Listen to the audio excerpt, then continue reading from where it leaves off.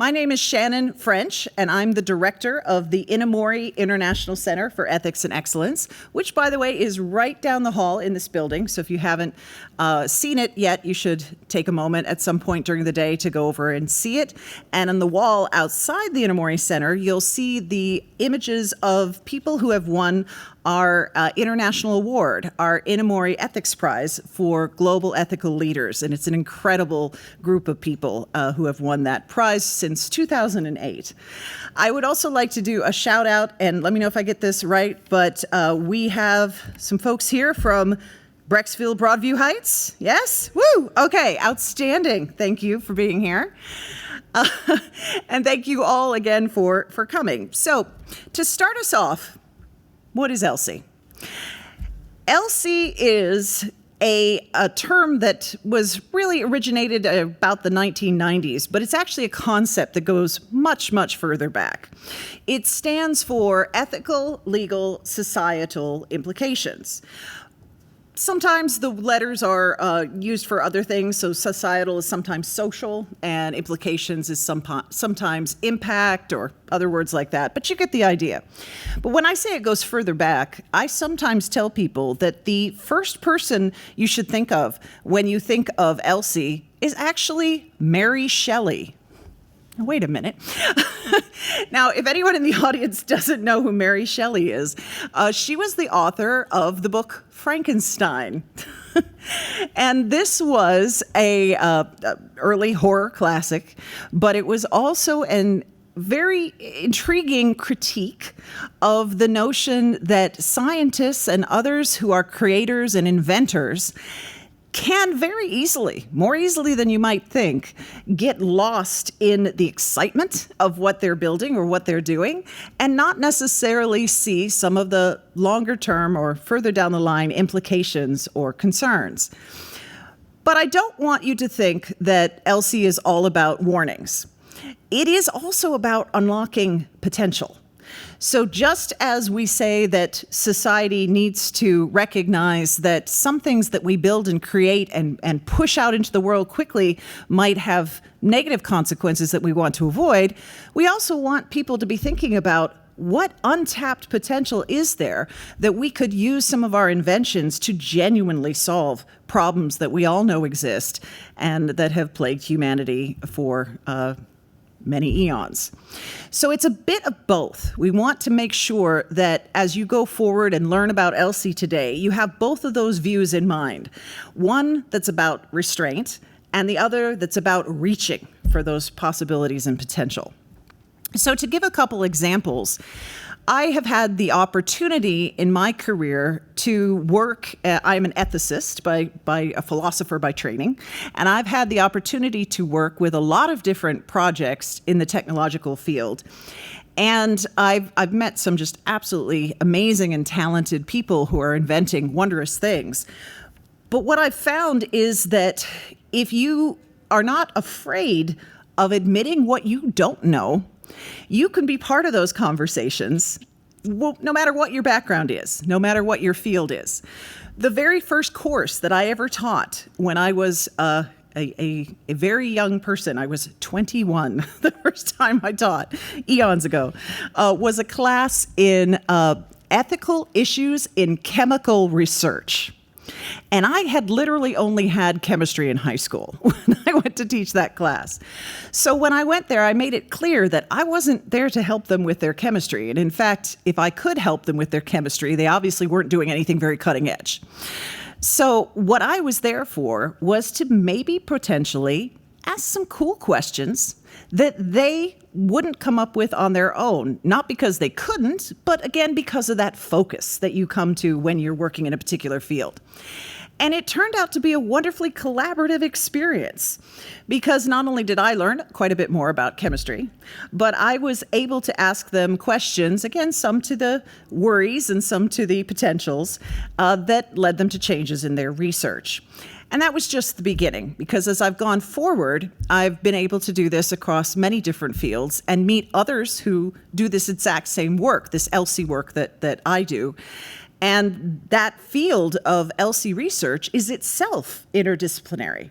So where I'm a philosopher, you will also meet ELSI experts who are lawyers, who are bioethicists, who are sociologists, all kinds of fields in the social studies and humanities, and those who have direct technological expertise and those who do not.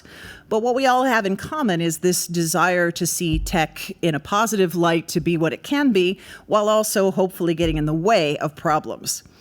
Now, when I talk about getting in the way of problems, I will give one somewhat humorous example because it highlights the point I was making about hyper-focus that people can get when they're working on a project. One project that I was able to work on had to do with an attempt to use direct brain stimulation, direct neurostimulation, to help soldiers become better marksmen, so to make them be able to focus and hit the target more effectively. Well, in studying this and in talking to the scientists, they were talking about where they were with their research, and they had reached the level of working with rats. And they were saying very excitedly, oh, yeah, and we found that, interestingly, after we do this neurostimulation for a certain amount of time, the changes that we make in the rats' brains actually stay even after we remove the device. And I'm like, okay, interesting, go on. They said, well, and there's something else. We also discovered that they pass those changes on to their children, to the baby rats. And I was like, okay, so hang on a second. So you're saying that you're making changes in these brains and that it's heritable, it's being passed on to the next generation. They were like, yes, isn't that cool? And I was like, okay, yes, I don't want to burst your bubble. On some level, that is amazingly cool. But however, ultimately, your research is supposed to be used on humans and is supposed to be used on soldiers. Do you think that soldiers, when they sign up to have this commitment for a certain period of their life, where, to be fair, they do agree even to potentially die for their countries, but do you think they also sign up for their children to have changes happen to them? And they were like, oh, gosh, I literally never thought of that. And this is what I mean. It wasn't that these were people who didn't care about that. It just literally hadn't occurred to them. They didn't realize that, wait a minute, we're talking about potentially altering the brains of humans, which is already disturbing, not temporarily but permanently, if the changes last. And then those changes are passed on. And then you have this interesting conversation about, are we building super soldiers? Are we building a different class of human beings who have had changes made that they then pass on to their children? What is happening here? So we're able to have that whole conversation and kind of pick that apart and figure out where that was going. But this is the kind of conversation that doesn't happen if you're only talking to people who are doing the slice of the research that you're doing. Remember that class I mentioned that was my first one with ethics in chemical research? One of the other funny things I found was a great number of these were all working chemists that I was teaching, and a great number of them literally didn't know where their funding came from. There were some that did. They had specific grants from like government organizations, but there were a few that were like, yeah, it's some kind of foundation or something, I don't really know. And I said, okay, well, just a possibility here. I want you to think for me. If you don't know where the money's coming from, do you really know what it's going to be used for? And they started to worry. And in one case, one of the chemists actually found out that his research money was being routed through some interesting banks in the Cayman Islands. And we were like, perhaps you should be a little concerned about the work that you're doing. So this is the kind of thing where you just kind of burst that little bubble that we build around ourselves when we get excited and into our research, and you say, okay, let's just make sure we know where this is going. But again, on the positive side, it can also be really a beautiful moment when you suggest to someone something that could help people that they hadn't thought of. So as an example of that, there was some research being done, and this is now technology that we're all very familiar with. But in the early days, there was research being done about being able to open your phone with a passcode. Doesn't that seem quaint now? You know, we're all used to using our faces and everything else, but at the time, this was innovative. And one of the ELSI interjections that happened around that research, which I found fascinating, I didn't do this one myself, but I read about it and I thought it was really interesting, is that there were people there that said, hey, from an ELSI perspective, you have a really great opportunity here. There are people who are unfortunately made vulnerable by the information on their phones. If, for example, they're in a abusive relationship and or they're under some other kind of coercion. And if you make a password or passcode to get in their phone, maybe that will protect them. But they went a little bit further and they said, well, wait a minute, actually, what if we built two different codes for certain phones or made that an option on certain phones so that you could enter one if you were safe and enter another one if you weren't? And if you entered the other one, it would appear to open your phone, but it wouldn't give access to anything you didn't want someone to see. And, you know, things like that, some of which have been developed by companies and some that haven't. But this is a case where it's like, okay, so you're doing this cool thing, but could it be even cooler if you opened it that way, if you went that way with it? Another example, which you can learn about in our exhibit hall, we have a wonderful organization here at Case Western called the Human Fusions Institute. And they've done some very cutting edge work with particularly prosthetics and other ways that human and machine can be integrated. And some of the work has actually allowed people who, for example, have lost a hand to be able to really feel through a prosthetic hand, actually as if it were their own, feel things again. And this by itself is an incredible step forward for medicine and for helping people to recover from otherwise very traumatic injury. But one of the things they also realized is that the same technology could be used to allow people from a distance to do things that would be too dangerous for people to do in person. So that's another case where this was invented for one thing, but you can see other uses. Like, what if this hand that you could now feel and have this great tactile experience with could defuse a bomb so that the human doesn't have to get right up close, or could go and handle something deep under the ocean where, again, humans couldn't go. And all of these opportunities are opened up once you're solving this other problem. So the energy you want to see around ELSI conversations is this question of, okay, so you're opening some kind of box. Maybe it's a little bit Pandora's box, but we know Pandora's box also always had hope at the bottom. So maybe there's a few problems that are going to arise, but there's also going to be some potential. How do we make sure you take the right things out of that box?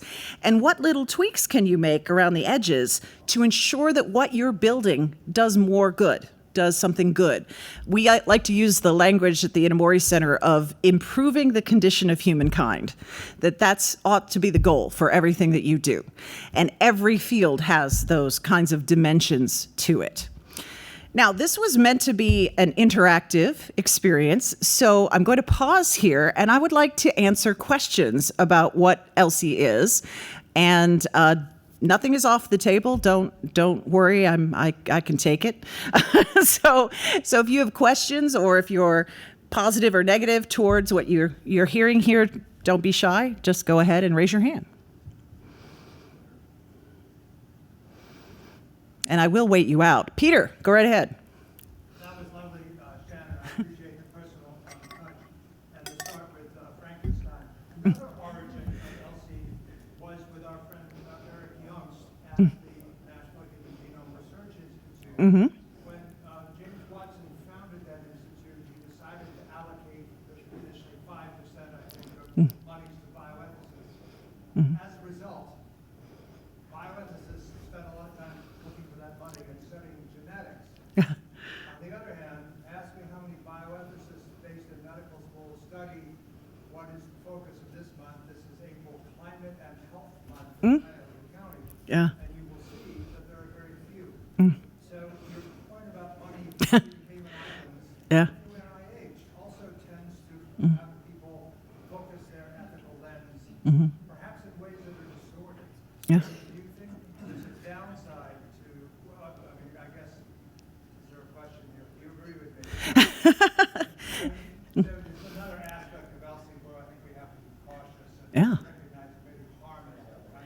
No, honestly, I think that's a wonderful point to raise. So, yes, inventors, creators are not the only ones who can get in their own bubble. So, as an example, just again on the personal side, the two fields that I work in primarily are military ethics and ethics in emerging tech.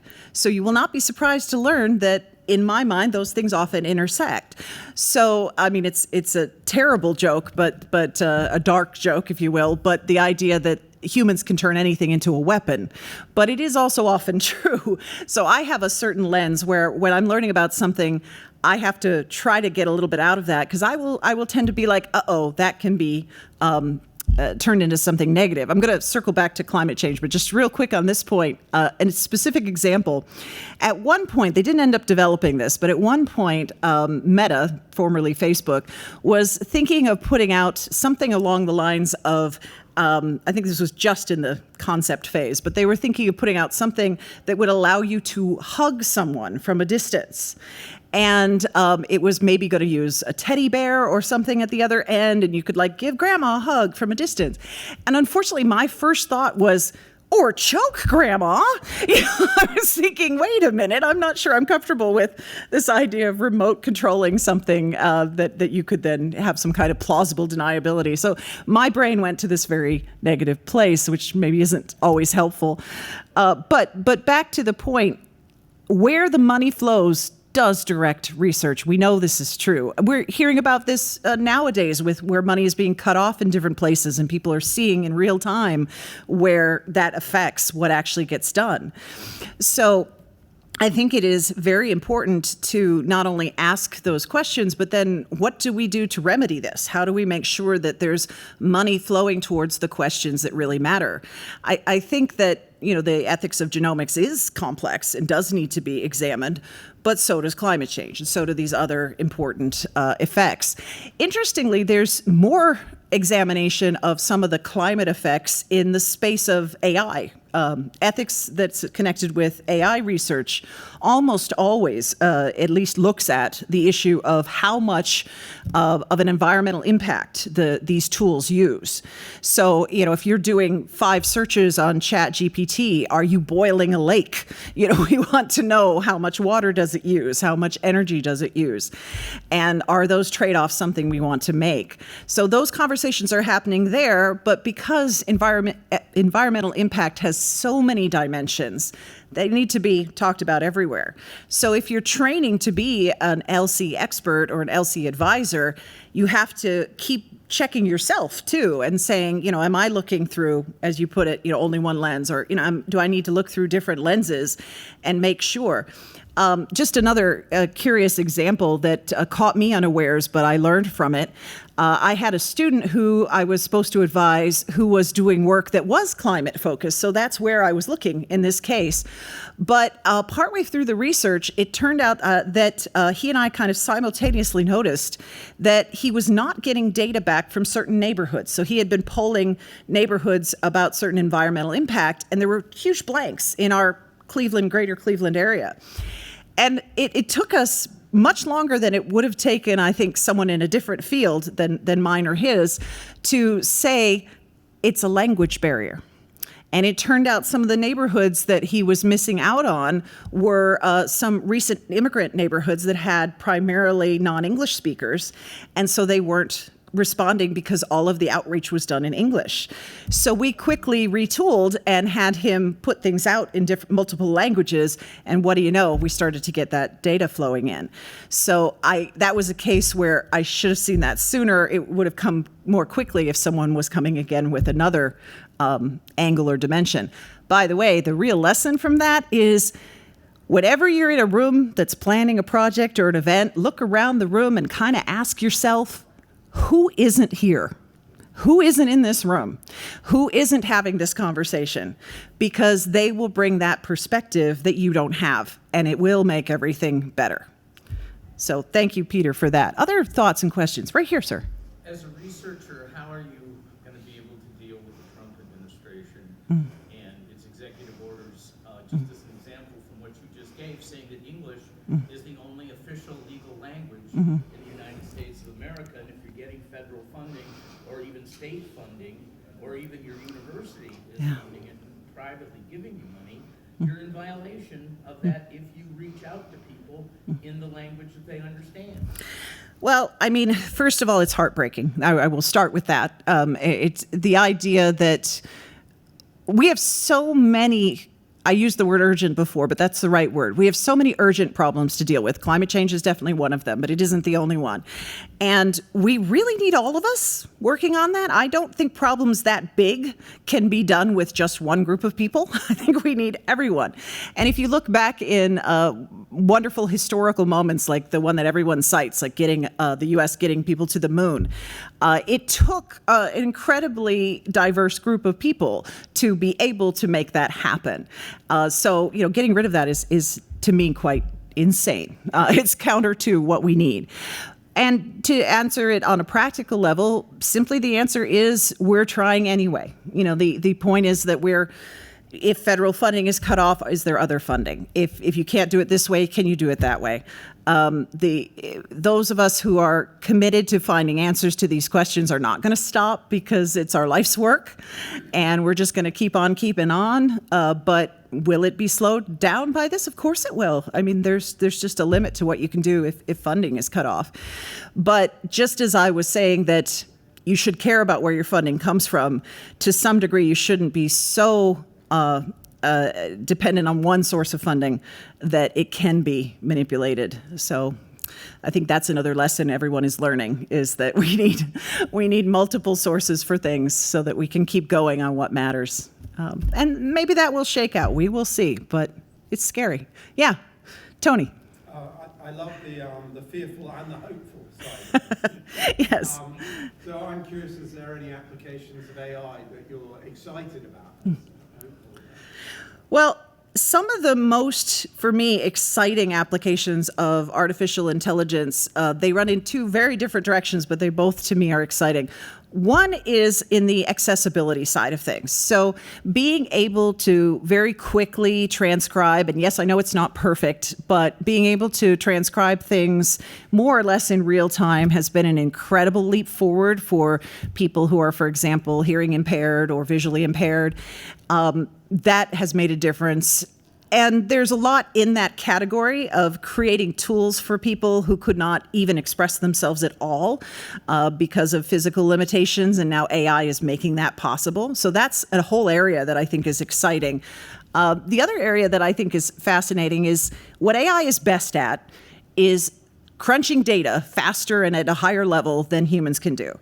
Now, there are ways that can be done badly and it could lead to bad outcomes, but there are certain tasks for which that is exactly what you need. And it can also run through possibilities more quickly than we can. One of the things that I encourage for AI researchers is to think of themselves as building option generators more than building answer machines.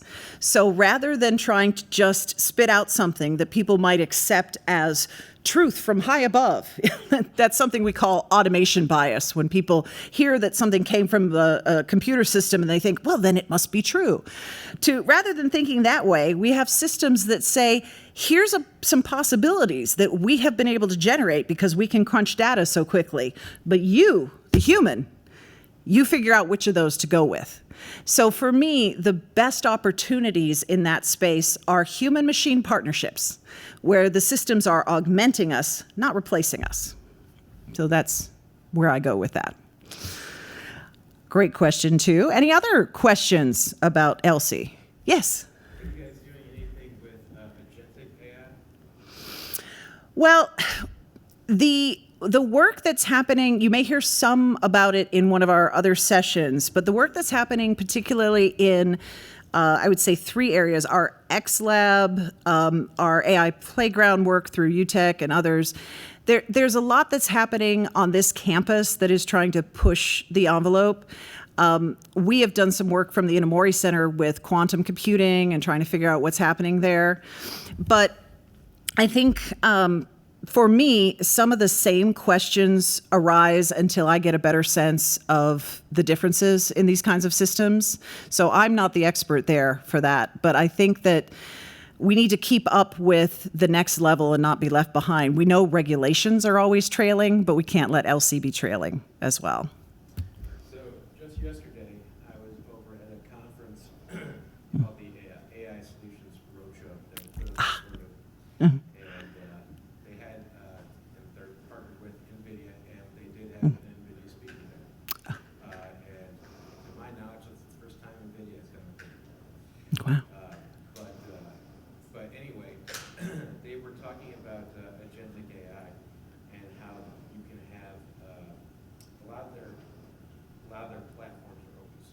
and they were talking about how you could, if you were building a data center, for example, plan out your entire data center with AI to show you what it would look like in detail. And on top of that, they were talking about how you could have 5 AI agents in terms of a business, and all from different areas, and ask each agent questions about how you think your business should be run, etc. So it's very impressive, and it's out there currently. So I thought the case might have a little bit more information on that. Well, I think we've got actually a couple of people who want to comment on that. Go ahead, Mitt. Yeah, I was going to say, agentic AI, it goes back to Shannon's distinction between option generators and deciders. Essentially, what it does then is take a step beyond option generators, and then you have an agent that evaluates those options and then takes certain actions, and then perhaps the human is involved. So that there's still that question of at what point you need sort of distinctive human judgment in terms of making decisions that can be efficient and effective, but you have to be careful about what it is you're delegating to the agent, because the kinds of options that you're presented may reflect prior actions by the agent that are not completely aligned with your own values or the values of the organization or what have you. So, There are ways to monitor the actions that agents are taking, Right. the discussions they're having Right. with other agents. So you're not, just blindly saying, okay, do this, and you're not aware of what you're doing. Right. So you do have that ability to monitor the actions they're taking. right, and that's essential, and that's also, there's always, what can be a sort of explainability problem. You can understand, but is it in a form that people can interpret effectively? Similar kinds of issues with traditional machine learning. Which connects back to my point about kind of human in the loop and meaningful human control. So you're suggesting there still is meaningful human control because they can. I think as long as there is, I can have optimism about it, but I do get worried about over-reliance, and I think the other concern is unskilling, that if people rely too heavily on some of these systems, that they're going to themselves stop being able to do some certain things, that we would prefer land on humans for accountability purposes, that we actually want people, I use this language a lot, but we want people to carry the moral weight of some of these decisions. So it makes a difference to me whether we're talking about organizing logistics or, back to a lens that I mentioned I use, firing weapons. It makes a big difference to me who's going to hold that. If it's medical decisions versus shipping, these things make a difference from an ethical perspective. Lynette, you were trying to jump in too. Yeah.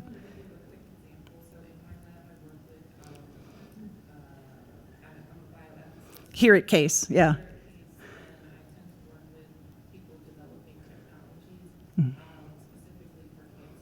Mm-hmm. Right now, we are looking at how can we use an agentic model to look at risk calculations for cancer and for patients for cancer across disciplines. So you have the agents that are going to ask about imagery and radiology, those that are going to deal with pathology, those that deal with some of the things like family health history and whatnot, and then also have an agent to think about those questions, and each of those then bubbling up to a way that we